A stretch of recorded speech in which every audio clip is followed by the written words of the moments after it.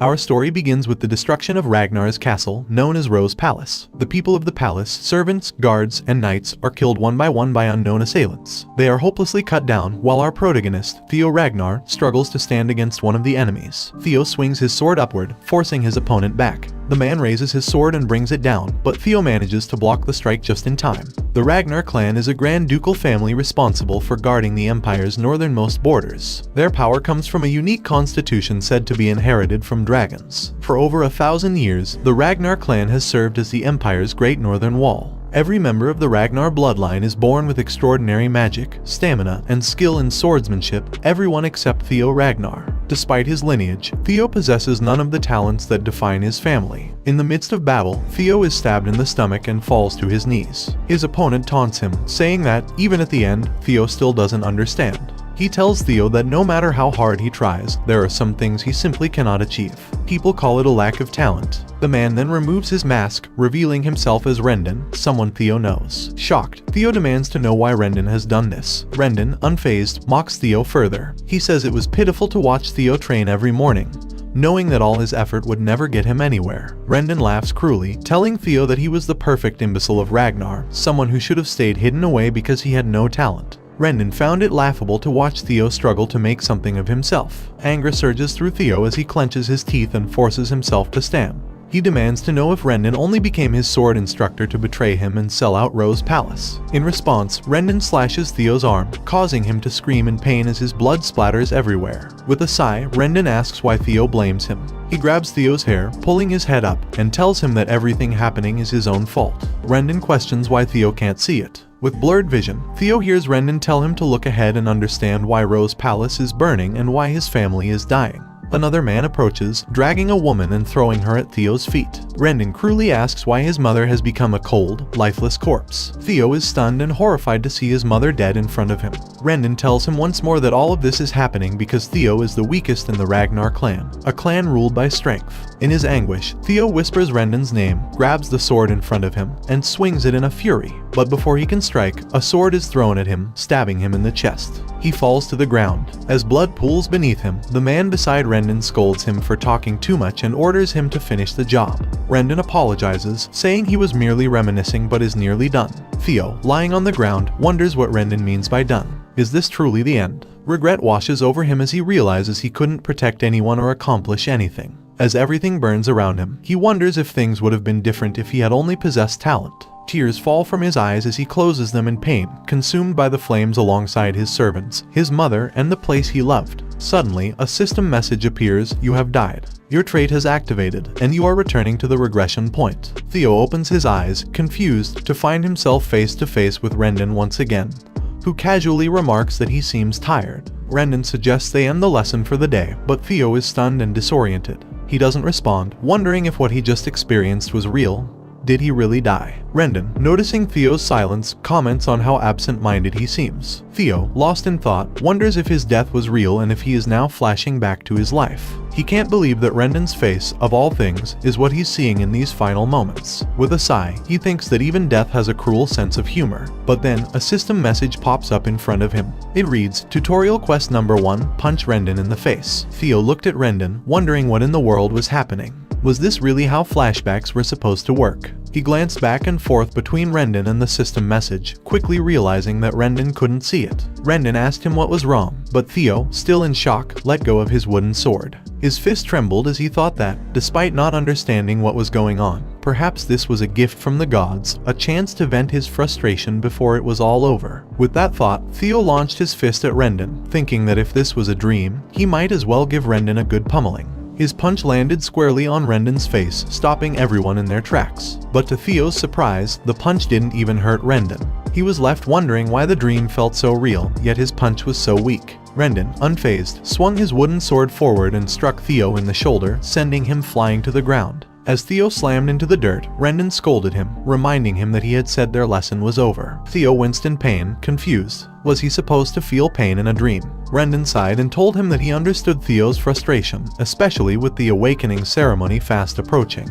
But that didn't excuse a student lashing out at his master. Theo was taken aback. Awakening ceremony. What was Rendon talking about? Disappointed, Rendon added that as a member of the Ragnar family, Theo should have used his sword, not his fists. Rendon then walked away, telling Theo that he would see him at their next lesson. But Theo remained seated, lost in thought, trying to make sense of what had just happened. The nearby knights snickered and taunted him, calling him an imbecile. They mocked him for attacking his master and questioned if he was even truly a Ragnar, saying he was too incompetent even for an illegitimate child. Theo touched his face, feeling the lingering pain, and grabbed a handful of sand. He couldn't believe how real the sensations were. It wasn't a flashback. This was reality. He recalled that the awakening ceremony was supposed to take place 10 years ago, which made him wonder if he had somehow returned to when he was 17. How was this even possible? Just then, the system appeared again, congratulating him on completing tutorial quest number 1. As a reward, it informed him that his Ragnar's talent had been activated. Theo was confused, staring at the system message, but when it asked if he wanted to claim his reward,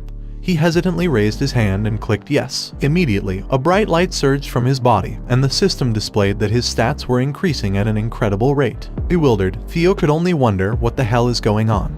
Later, in Rose Palace, in the guest room, Rendon Harvey, Theo's swordsmanship tutor, reports on Theo's progress. He comments that he has never seen someone so devoid of talent, but adds that this is precisely why he is there, the true teacher, Rendon. He swears that he will do his best to prepare Theo for the awakening ceremony, which is only 5 months away. Lady Cecilia Ragnar, the mistress of Rose Palace and Theo's mother, agrees with Rendon, entrusting Theo's training to him. She hands him a bag of gold coins, asking Rendon to give Theo a bit more attention. Rendon replies confidently, assuring her that he already plans to teach Theo day and night, so she needn't worry. Cecilia, however, clarifies that she isn't concerned because she believes in Theo. As Rendon leaves the guest room, he mutters to himself that Cecilia will have to worry. Although he isn't truly training Theo properly, it's still true that Theo lacks talent. He scoffs, calling Cecilia a concubine and thinking to himself that like mother, like son, their bloodline won't lead anywhere. Still, Rendon finds the situation ideal. He's receiving an excellent salary and has the title of tutor to the Ragnar family's direct line.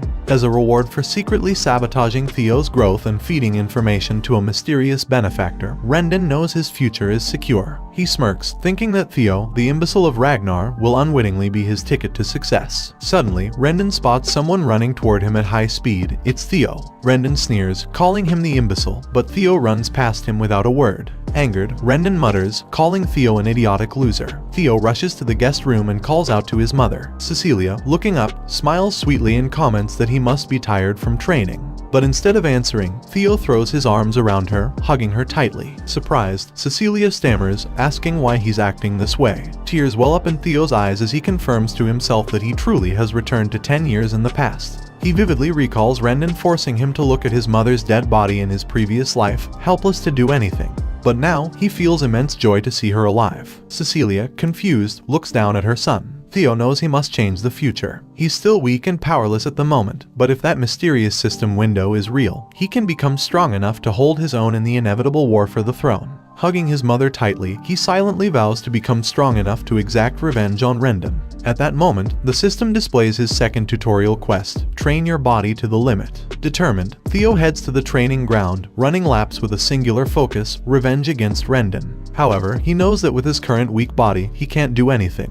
He must prioritize getting stronger first. As he runs, he remembers the intelligence agency he became involved with in his previous life, Black Word. Although he had been relegated to the information team due to his lack of skill, he never expected that the information he gathered back then would become so useful now. That information was about a powerful elixir known as the Bloody Sword Emperor's Elixir. Its true value would only be revealed in the future through a secret manual, and Theo realizes that, combined with extreme training, it might be his key to strength. Hours pass, and as the sun begins to rise, Theo is still running, not having rested once. Yet, he feels strong, thinking that everything is possible now because of his activated Ragnar talent and the system window. The system shows him that he has made 27% progress toward his goal of 100%. One of the knights training nearby notices Theo and asks how many laps he has completed without a break, remarking that Theo seems far fitter than before. Theo grabs a nearby wooden sword, determined to push himself harder. He resolves to run as far as he can and swing the sword more than he ever has before. Only then can he truly become powerful this time. As he trains, the system updates his progress. He has reached 65% of his goal.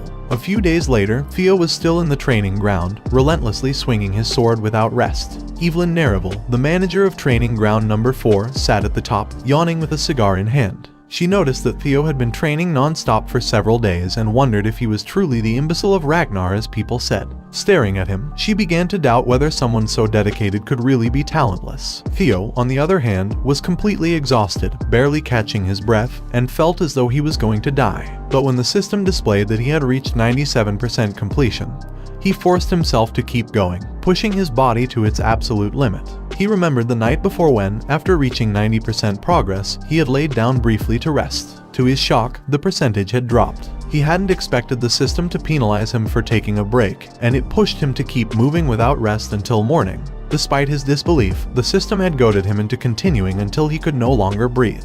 Hours later, as he hit 98%, Theo ran forward with the wooden sword, swinging it forcefully. Knowing he was almost there, he pushed harder, jumping around the training ground with increasing speed. As he reached 99%, he summoned every last ounce of strength, convincing himself that he just needed a little more. Evelyn watched in disbelief, her mouth open, as Theo pushed through his pain and exhaustion. Finally, he reached 100%. The moment he saw the number appear, he stopped, completely losing his balance from the overwhelming fatigue. While the system congratulated him on completing tutorial quest number 2, the system displayed his rewards and bonuses, but his vision was so blurred that he couldn't make them out. He collapsed to the ground, trembling, as the system asked if he wanted to claim his rewards now. Without seeing them clearly, Theo reached out with a shaking hand and managed to click yes. As soon as he did, he passed out, while a brilliant light entered his body. A powerful gust of air surged around him, and Evelyn, witnessing the event, was shocked. Later, Theo woke up, immediately sitting upright when he realized he was in a room.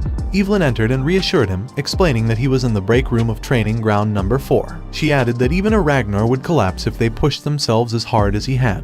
He recognized her, which surprised Evelyn, though she introduced herself properly. She explained that he had lost consciousness while training alone in the morning, so she had moved him there to recover. Theo thanked her, understanding the situation. Evelyn handed him a glass of water, then asked if he knew that within the Ragnar clan, opening one's mana hall before the awakening ceremony was strictly forbidden. Theo, still confused, replied, yes. Evelyn then pressed further, saying that he should also be aware of the consequences of breaking that rule. Theo, puzzled, asked why she was suddenly bringing this up. Evelyn's tone grew serious as she explained that right before he lost consciousness, a mana wave had occurred, one that aligned with the opening of a mana hall. Theo was taken aback, and she asked if he had perhaps opened his mana hall, addressing him as young Master Theo Ragnar. Theo was left wondering what she meant by this, knowing that if he had opened his mana hall, he shouldn't have survived. But then, he felt something within him and recalled the system notification.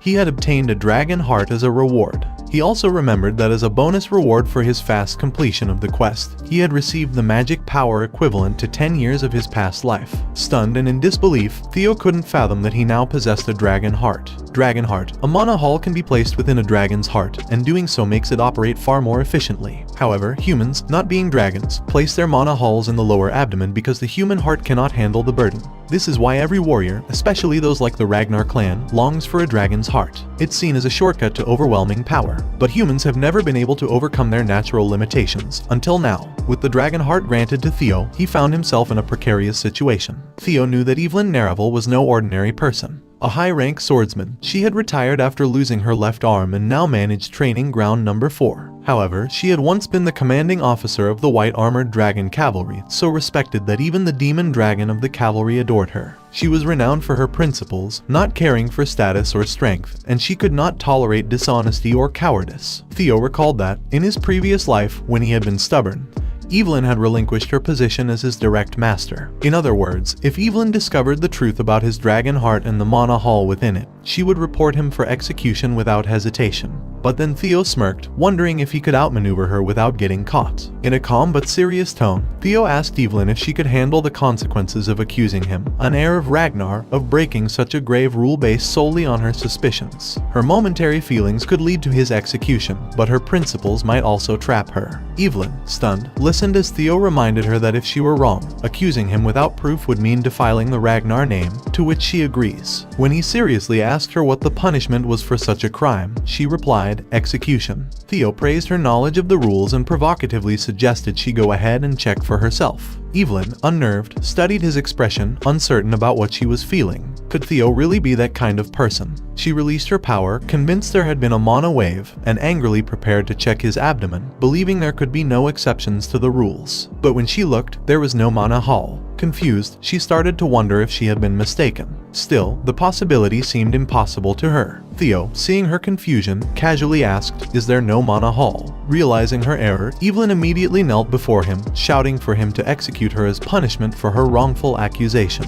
She explained that she had been wrong and would pay for her sin with her life. But Theo, smiling, knew there could be no mana hall visible because dragon hearts were different. A dragon heart's mana hall could be controlled and hidden at will by its user, and since the fact that humans could possess a dragon heart wouldn't be known for several years, Evelyn would never suspect the truth. Theo reached out to her, but instead of punishing her, he simply tapped her shoulder and told her there was no need for such actions. This shocked Evelyn. As Theo turned to walk away, he calmly remarked that she had done what she thought was right, and that there were few people brave enough to risk their life to demand the truth from an heir of Ragnar. Theo recognized Evelyn's strength and realized it would benefit him to erase her debt to him. He then explained to her that the reason opening one's mana hall before the ceremony was forbidden was out of fear that it might overflow. He added that it was kind of amusing that she had been worried about him, the so-called Basterd of Ragnar, overflowing his mana hall. He thanked her for her concern and care, leaving her stunned, the cigar still unused in her mouth. As Theo walked out of the training grounds break room, he thought about his dragon heart, and the 10 annuals, or 10 years worth of magic power from his past life, that the system had given him. He was now certain that he could become overwhelmingly powerful in this life. A few days later, Rendon shouted at Theo, telling him that his sword swing wasn't right, and that he needed to adjust it more to the right. Rendon, growing frustrated, asked how many times he had to repeat himself. Theo thought it was nice that he was getting stronger, but pretending to be weak while enduring Rendon's lessons was exhausting. He glanced at Rendon, calling him a bastard in his mind, realizing that Rendon was subtly, yet deliberately, teaching him flawed sword techniques. As Rendon tried to adjust his grip, Theo became more certain that there was someone pulling the strings behind Rendon's actions. He knew he had to uncover the identity of the mastermind behind his murder. Suddenly, an idea came to Theo, and he smiled, confident that he could handle the situation. He called out to Rendon, who quickly snapped, reminding Theo that chatting during lessons was prohibited. Before Rendon could finish his scolding, Theo snapped the wooden sword in his hands and calmly told him that he couldn't continue with the lesson because it was utter nonsense. Angry, Theo demanded to know how Rendon had managed to become a mid-rank swordsman with such poor skills, speculating that his commission had likely been to act as Theo's instructor to keep an eye on him. Theo continued, mockingly suggesting that Rendon would struggle even against low-ranked demonic beasts. Rendon, visibly shaking with anger, asked Theo to repeat what he had just said. But Theo doubled down, stating clearly that Rendon's skills were garbage. As Theo considered the situation, he thought that the best course of action was to force Rendon to resign. Rendon, furious, shouted, calling Theo young master in frustration.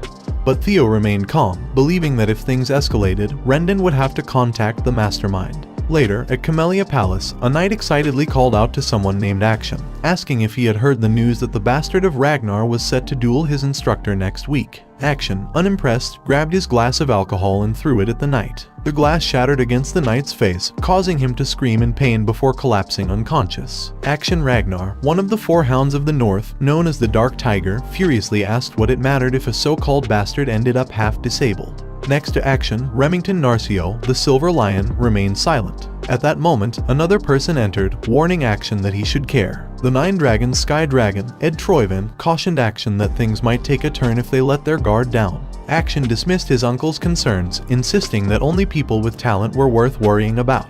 Remington respectfully bowed to Ed, while Action asked why Ed was concerned about Theo. Ed replied that when it came to the Ragnar clan, even the smallest possibility could lead to something unprecedented. He warned that a small flame in the wind could spark a wildfire at any moment. Action, however, reassured Ed that their instructor would handle the situation. A week later, at training ground number 4, the knights gathered to occupy the stage, with Evelyn and another important figure present to watch the duel. Theo stood on the stage, holding a real sword, quietly cursing under his breath. His initial goal had been to humiliate Rendon and get him fired.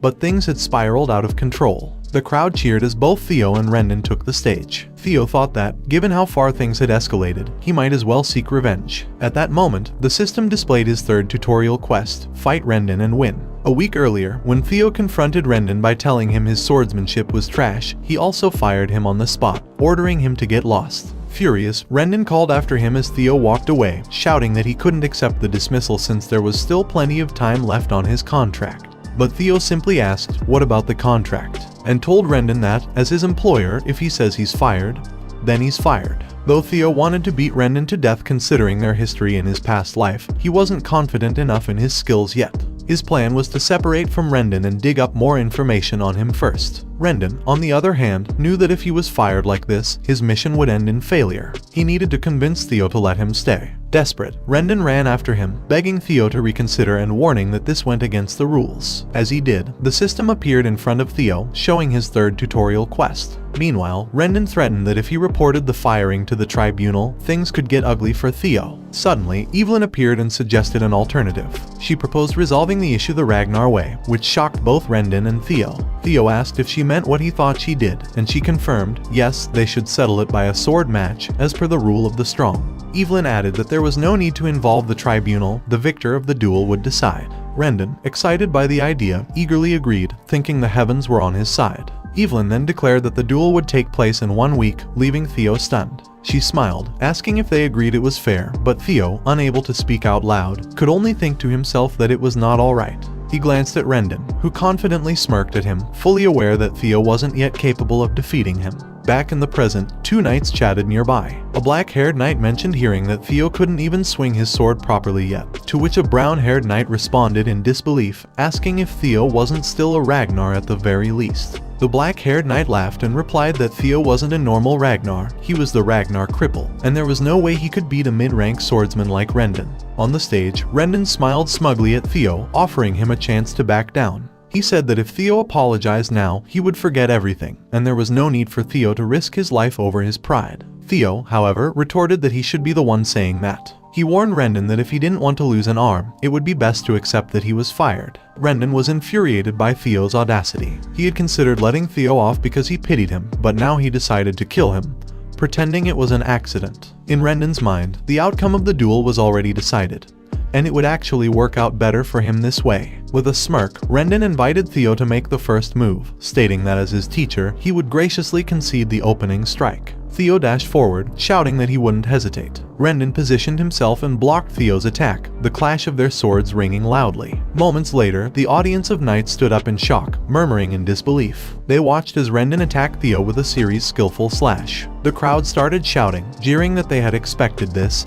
Theo, the imbecile, was clearly losing. They ridiculed his inability to properly wield a sword, speculating that at this rate, Theo might actually die. Theo, blocking Rendon's attacks, mocked him, teasingly asking what had happened. He shouted at Theo, reminding him that he was a mid-rank swordsman, the very type Theo had looked down on, and taunted him for being so hopeless in the duel. Rendon thought the outcome was obvious. Theo wasn't even a low-rank swordsman, just an apprentice. While Theo's skills had strangely improved recently, it still wasn't enough. If Theo were at the level of the Four Hounds of the North, it might be a different story. But there was no way the imbecile of Ragnar could defeat him, Rendon was sure of that. Theo, however, remained calm. He recalled visiting Evelyn's office earlier to ask what she had been thinking when she suggested the duel. Evelyn had replied that she was helping him because, if Theo wanted to truly get rid of Rendon, he had to be thorough. She explained that Rendon likely had someone backing him, so simply firing him wouldn't solve the problem. Surprised, Theo asked how she knew, and Evelyn revealed that she had secretly investigated Rendon after noticing his odd teaching style. Weeks before, Evelyn had been observing Theo in the training ground when Rendon had shouted at him to angle his sword in a bizarre, exaggerated manner. Evelyn, suspicious of such a ridiculous instruction,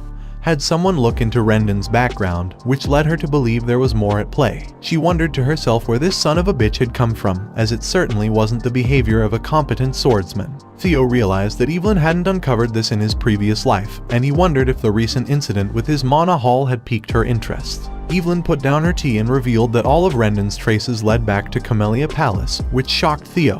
He seethed with anger, suspecting the conspiracy was tied to the miserable war for the throne.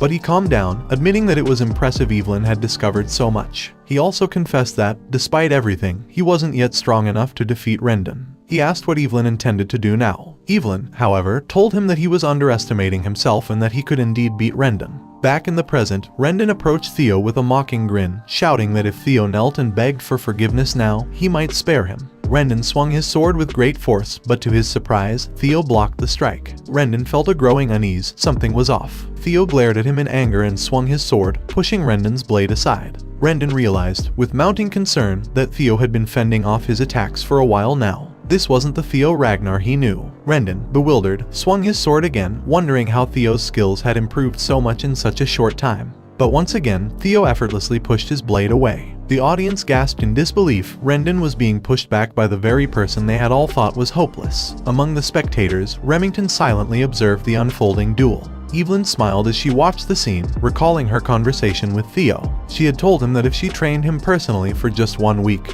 he'd be able to suppress someone like Rendon easily. She had also remarked that Rendon, being a disgrace of a teacher, had no rights as an instructor. Theo had smiled at the time, amazed that things were working out in his favor. He knew that having Evelyn in his debt had been worthwhile. However, one thing still concerned him. Theo had asked Evelyn why she was going so far to help him. Was it because of what had happened last time? Evelyn admitted that was part of it, but also revealed that there was someone she knew, someone obsessed with collecting talent, who would likely take an interest in Theo. Rendon swung his sword backward, preparing to attack with great force, but Theo easily blocked the strike. Panic set in as Rendon struggled to understand how Theo, who had shown no talent from the beginning, could suddenly perform so well.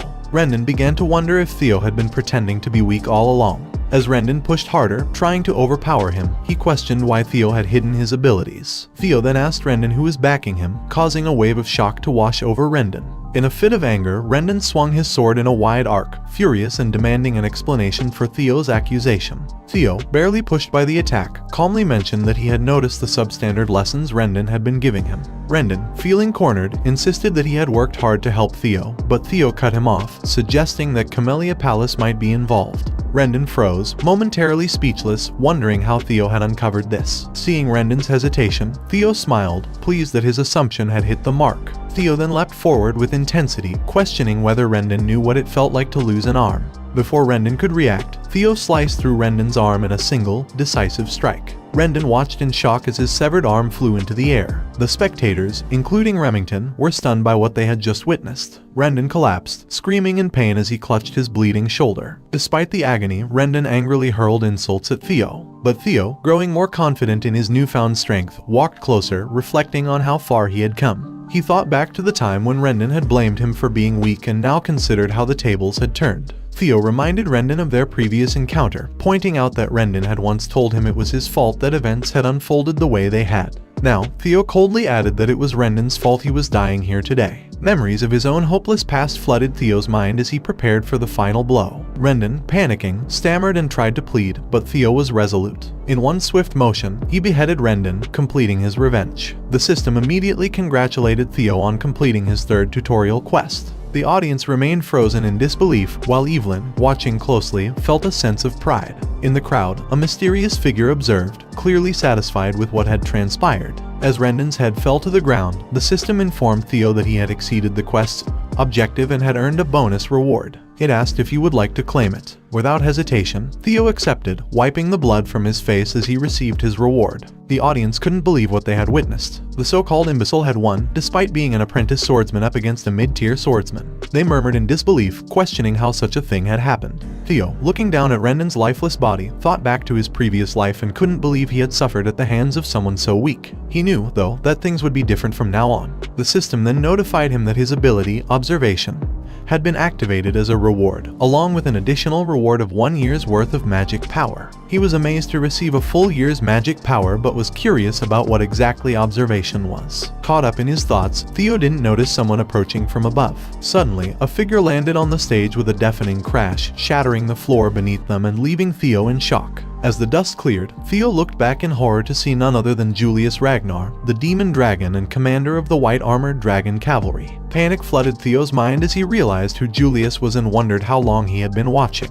The knights in the audience were equally stunned. They shouted in awe, recognizing Julius as one of the 9 dragons, the commander of the white-armored dragon cavalry. Meanwhile, Evelyn, more frustrated than surprised, muttered about how her commander had completely destroyed the floor and wished he could enter more normally. Theo, now face to face with one of the strongest men on the continent, felt his panic rise. As Julius approached, Theo froze in terror, especially when he saw the fierce glare in Julius's eyes. However, Julius suddenly broke into a loud, booming laugh, catching Theo off guard. With a soft pat on Theo's back, Julius complimented him, saying the duel had been exciting and impressive, confusing Theo even further. Julius continued, expressing his surprise at Theo's abilities. He asked if the student had truly surpassed the master, then realized it might be a bit disrespectful since Theo had killed Rendon. Still, Julius shrugged it off, remarking that a man like Rendon likely deserved it. Laughing, Julius dismissed the thought and, with enthusiasm, grabbed Theo by the shoulder, offering him a position in the white-armored dragon cavalry. Theo was shocked by the offer, while Evelyn smiled knowingly from the sidelines. The knights were in disbelief. They couldn't fathom how the imbecile of Ragnar had been scouted into the elite white-armored cavalry. Despite Theo's victory, they didn't think it warranted such an honor. Remington, standing nearby, turned to a fellow knight, asking if there had ever been a case where an apprentice swordsman, especially one who hadn't even undergone the awakening ceremony, had been scouted. After a moment's thought, the man replied that he had never heard of such a case. Remington agreed, certain it was unprecedented, as it was impossible to gauge someone's true potential while their mana hall remained closed. Even if their swordsmanship was excellent, they could lack magic power, which made it risky to recruit them. Remington couldn't understand how even someone like Julius could see such potential in Theo. To everyone's shock, Theo declined Julius's offer. He stared at Julius seriously, causing the commander to fall silent, speechless. Remington, Evelyn, and all the knights watching were equally confused, unable to comprehend why Theo had rejected such an opportunity. The entire training ground fell into stunned silence as they stared at the two figures on stage. In the days that followed, gossip about Theo Ragnar spread rapidly. People were stunned by the news that the so-called imbecile had killed his own master. Many concluded that Rendon must have been weak for such an event to happen. What shocked people even more was that Julius Ragnar, the demon dragon himself, had tried to recruit Theo into the white-armored dragon cavalry after witnessing the duel, only for Theo to decline because he felt his skills weren't yet enough. Word quickly spread that Theo was a humble Ragnar, a rare quality that left many surprised. Meanwhile, at Camellia Palace, Emil Ragnar, the Lady of Camellia and Mother of Action, expressed her frustration, saying that things had become complicated and she couldn't believe Theo had killed Rendon. Ed, her brother, calmly reassured her, reminding her that Rendon had been assigned to Theo specifically because of his poor skills. Emil agreed, stating that the death of someone like Rendon wasn't important to them. However, her real concern was that Julius, the demon dragon, had personally reached out to Theo, and to make matters worse, Evelyn had apparently ordered it. This meant they could no longer interfere by assigning Theo a new master. Emil explained that if Theo started standing out, it would become much harder for them to take control of Rose Palace. At that moment, the door to her room opened, and Action entered, asking what she meant by standing out. He confidently told his mother not to worry, assuring her that the clan head wouldn't take an interest in Theo, so their plan could proceed as usual. Emil asked Action if he understood that the best way to take control of Rose Palace without offending the clan leader was for Theo to remain powerless. Action reassured her, saying that Theo was still powerless and that there was no way someone like him could have changed much. He also reminded them that Evelyn and Julius had always been drawn to underdogs. Ed, however, sternly cautioned Action not to make any rash decisions. Ignoring the warning, Action reached for the table and declared that, since his mother and uncle were so concerned, he'd play with Theo a little and remind him of his place. The next day at the training ground, after their session, Evelyn praised Theo for his progress. He thanked her, remarking on how much better it was to learn from a proper master like her. Evelyn responded that it would have been even better if he had joined the white-armored dragon cavalry, and she asked him why he had declined the offer. Theo admitted to himself that he did have some regrets about turning down the cavalry, especially since it had been his dream in his past life. However, joining now would limit him too early. He thought about the privileges that would come to the top performer of the awakening ceremony, something that far surpassed joining the cavalry. He told Evelyn that he didn't want special privileges and still felt he wasn't ready, but he was satisfied with her training for the ceremony. Evelyn accepted his answer and mentioned that Commander Julius would likely be disappointed. Curious about Evelyn, Theo activated his observation ability. He saw that she was 24 years old, held the title of former deputy commander of the white-armored dragon cavalry, and was a high-rank swordsman. Her current status showed that she admired his humility and character, felt energized from teaching him, and missed the cavalry. Theo smiled, realizing how useful his observation ability was, and he felt pleased to discover that Evelyn was genuinely happy to teach him. Suddenly, a young man approached, excusing himself and introducing himself respectfully as Sybil Drea from the Southern Inspection Post. He explained that he needed to discuss something with Theo. Confused, Theo noticed that Sybil looked intimidating, so he activated his observation skill again. The system revealed that Sybil Drea was 17 years old, held the title of Dunce of the Southern Inspection Post, and was also an apprentice swordsman. Sybil's rank was loyalty, and his status showed a strong admiration for Theo and a desire to spar with him, which left Theo shocked. He couldn't believe that someone with such a serious expression was eager to spar with him.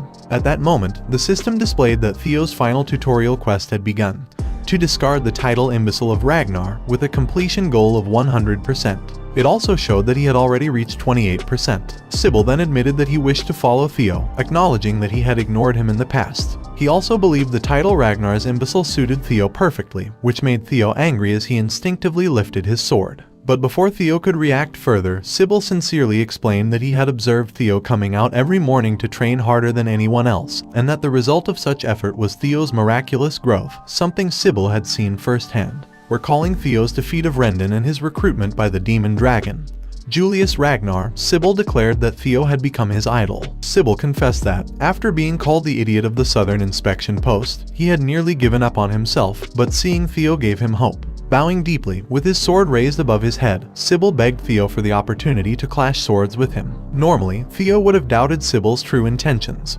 but after using his observation ability, he confirmed that Sybil was genuine. This was unexpected, but Theo realized that after taking down Rendon and the rumors of Julius's attention spreading, people driven by an inferiority complex would likely challenge him. What he didn't expect, however, was that some would actually want to follow him instead.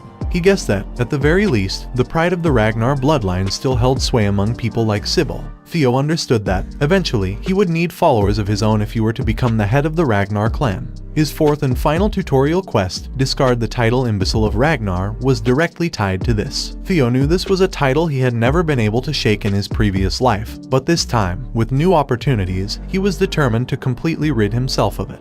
Turning to Evelyn, Theo asked if they could have a moment. Evelyn, with a proud smile, agreed and encouraged him to show off his skills. Raising his sword, Theo formally introduced himself as Theo Ragnar, apprentice swordsman of Rose Palace, awaiting the awakening ceremony, and proudly named Evelyn Nerevel as his master. Evelyn beamed at this. In response, Sybil introduced himself as Sybil Drea, apprentice swordsman of the Southern Inspection Post, and a practitioner of the Curie clan's swordsmanship, specializing in the quicksword. After the formal introductions, Theo suggested they have a good spar. Sybil immediately sprang forward, launching his sword at Theo. Theo easily blocked the attack, and Sybil noted how fast Theo was. Despite being known as the idiot of the Southern Inspection Post, Sybil was still confident in his speed. Sybil continued to swing at Theo, recognizing that his opponent's skills were indeed the real deal. Theo, blocking each of Sybil's slashes with ease, thought back to how, in his previous life, he would have struggled to fend off even a few strikes. With a powerful swing, Theo raised his sword and sent Sybil flying, effortlessly overpowering him.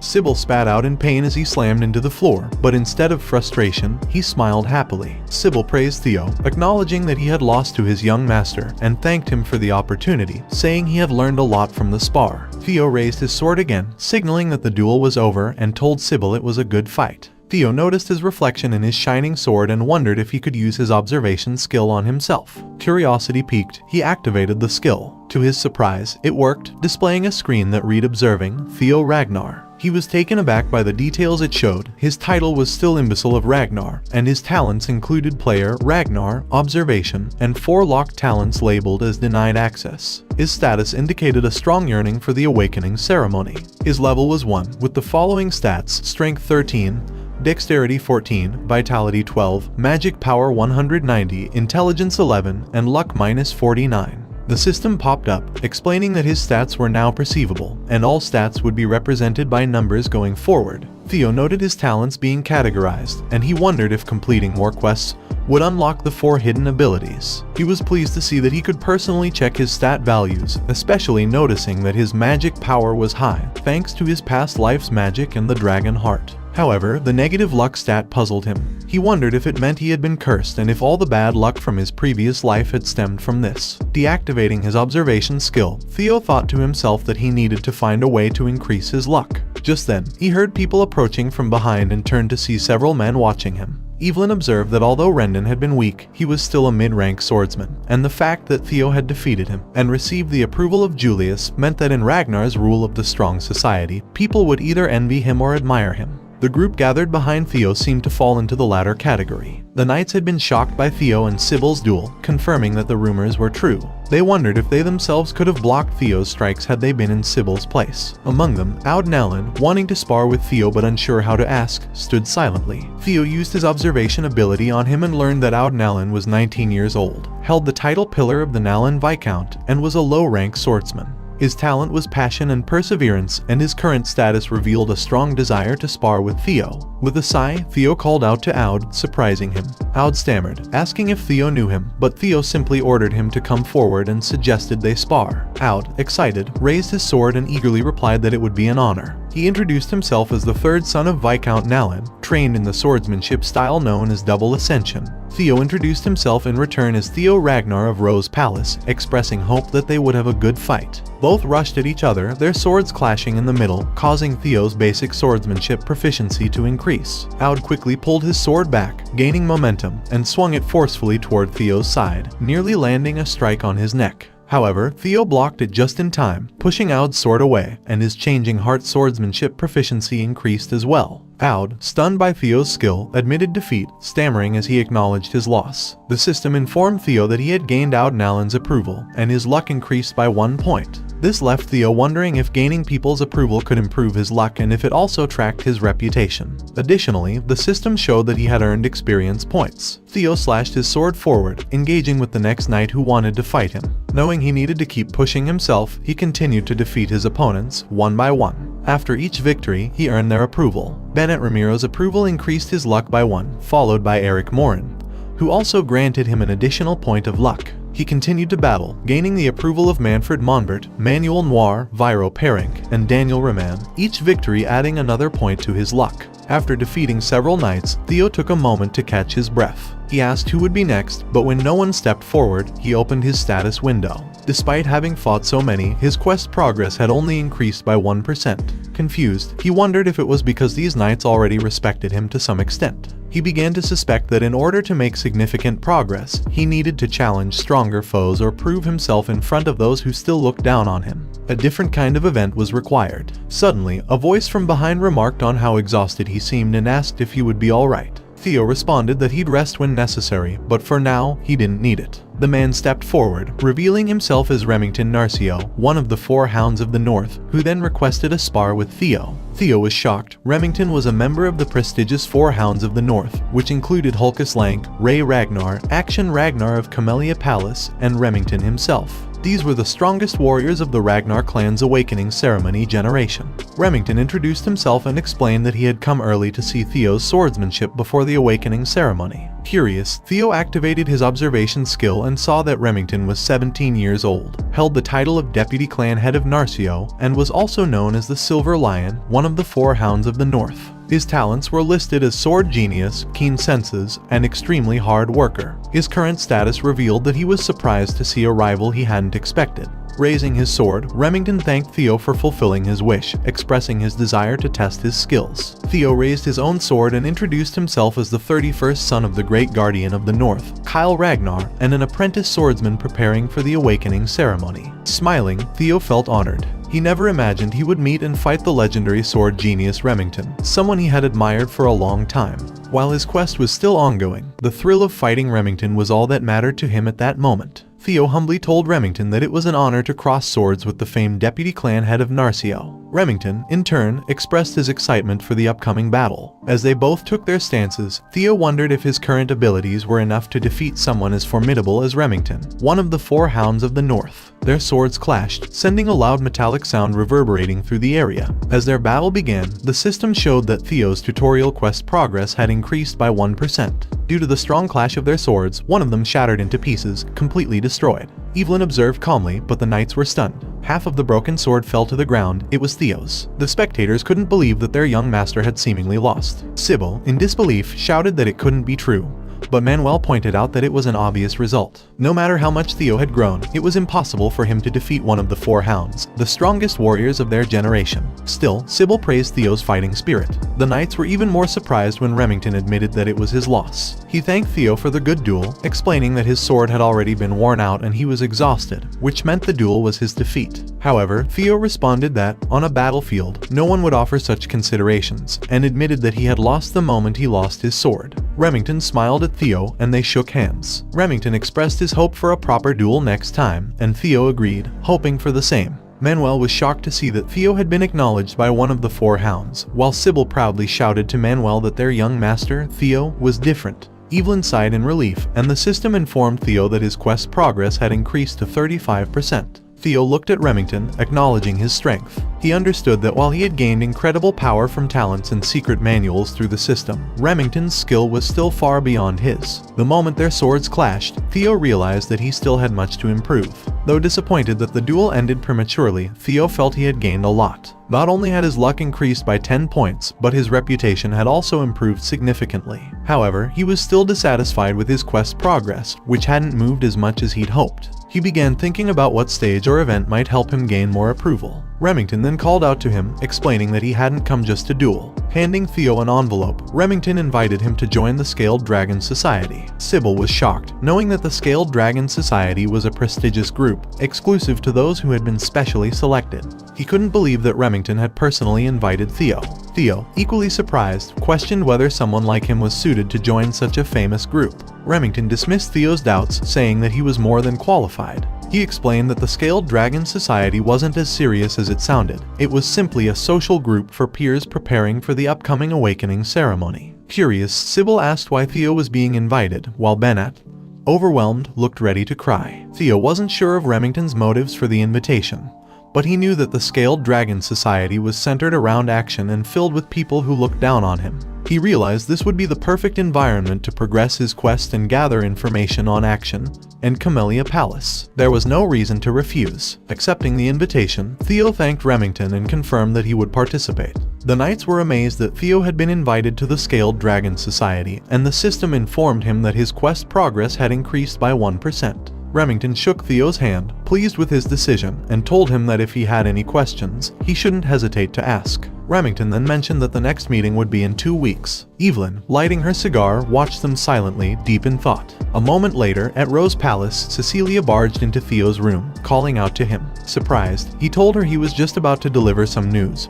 but he was left speechless when several maids followed her inside. Stammering, he asked his mother what was going on. Cecilia excitedly explained that she had heard about his invitation to the Scaled Dragon Society. She went on to explain that the society included Action, the son of the cunning Amel, as well as brilliant talents like Remington.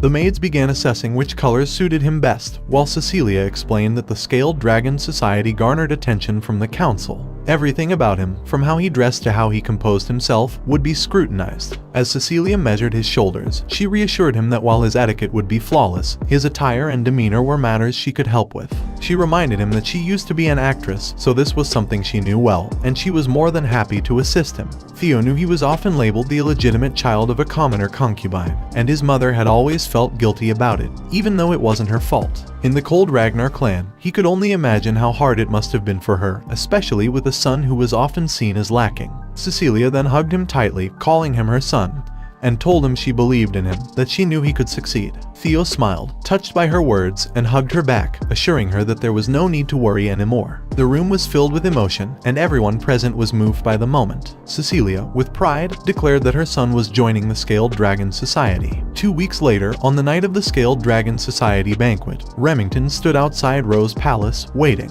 He was taken aback when Theo walked out, dressed impeccably, with Cecilia and the servants wishing him good luck. Theo smiled at Remington, but Remington, still in awe, asked if it was really him, commenting on how different he looked. Theo laughed, telling Remington to stop teasing, but Remington insisted he was being genuine and pointed toward the carriage. As they got into the carriage, Theo reflected on Remington's words. He did feel different. He had grown taller, his muscles had become more defined, and 2 weeks of diligent training had clearly paid off. During that time, Remington had visited him daily, and they had grown closer. Not to mention, Theo had also gained new followers. Evelyn had sighed many times during the 2 weeks, saying she only intended to teach him for a short while but somehow got pulled into a more involved process. Theo, in turn, simply looked away, knowing how exhausting the past weeks had been, especially with Remington's daily presence, which made Evelyn hit her head in frustration more than once. As the carriage rattled along, Remington asked if this would be Theo's first formal banquet, to which Theo replied it was. Remington reassured him, saying there was no need to be nervous, he knew Theo would do well. However, he also warned Theo about his friend, Action, which left Theo confused. Remington explained that Action could be very mischievous, but in fact, it was Action who had extended the invitation, not Remington. Action had expressed a desire to meet Theo and had gone so far as to prepare the banquet in his honor. Remington hoped Theo wouldn't think too harshly of Action. Theo, now understanding that it was Action who had invited him, smiled, thinking it was all going a bit too well. He replied that he was looking forward to it, fully expecting the evening to come with its share of insults and challenges. Meanwhile, at Camellia Palace, Action held a glass of alcohol, excitedly anticipating the arrival of what he saw as a new toy, Theo, the imbecile of Ragnar. A moment later, the carriage stopped, and the driver informed them that they had arrived. Remington stepped down first, followed by Theo, who looked up to see they had reached Camellia Palace, the place that had once instigated Rendon to interfere with his growth and ultimately consumed his mother and the entirety of Rose Palace. Remington asked if they should head inside, and Theo responded affirmatively. As they walked,